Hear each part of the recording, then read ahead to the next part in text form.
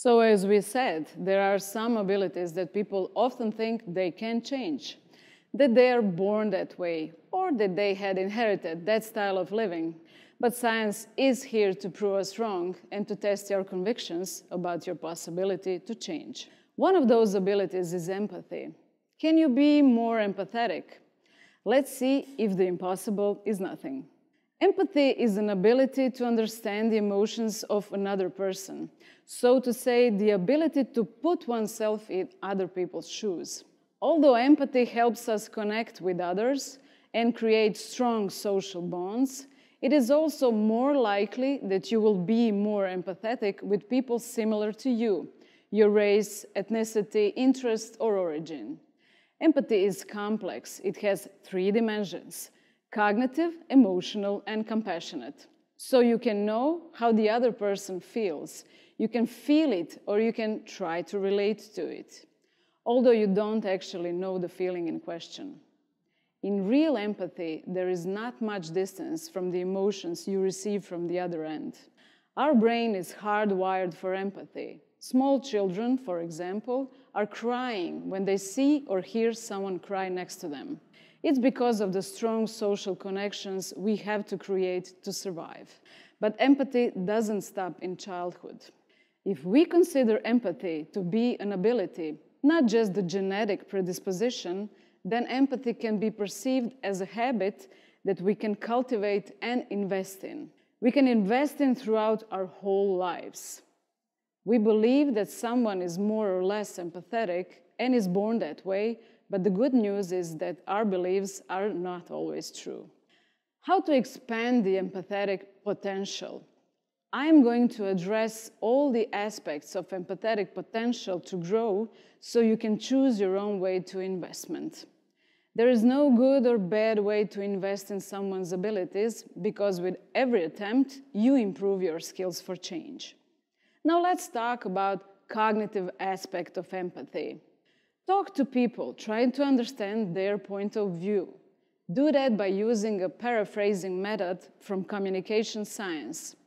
It basically means that you have to sum up the content of someone's word you just heard in an attempt to understand better the conversation.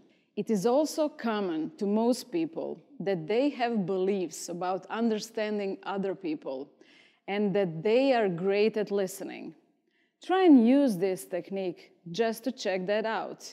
You will be surprised how often we miss the point of our conversation and steered it in the wrong direction, just because we didn't check if we understood someone correctly. You can do it easily by using sentences such as, if I understood you correctly, you said that, and then you insert exactly the words you heard. The formula is easy, but your usage of the formula is going to be hard at the beginning. The trick is that you keep on using it until it becomes natural and a part of your listening technique. To improve an emotional aspect of empathy means that you have to experience the life of the other person. You have to try to walk in their shoes for a moment, but literally. How can we do that? For example, we can try to reenact some of the situations we are trying to relate to, like going to a different church, carrying extra 150 pounds, or try covering our eyes and walking using a stick like a person with vision impaired. You can also try stepping out on a field before a full crowd, just like a Bundesliga soccer player. If you don't have the opportunity to do that, you can always talk to someone with genuine interest and try to understand various aspects of the situation they are into so you can be more empathetic towards their condition. The compassionate aspect of empathy helps in situations where there is no way to know how the other people are feeling. The power of silence sometimes is immense, and not knowing what the other person is experiencing is enough.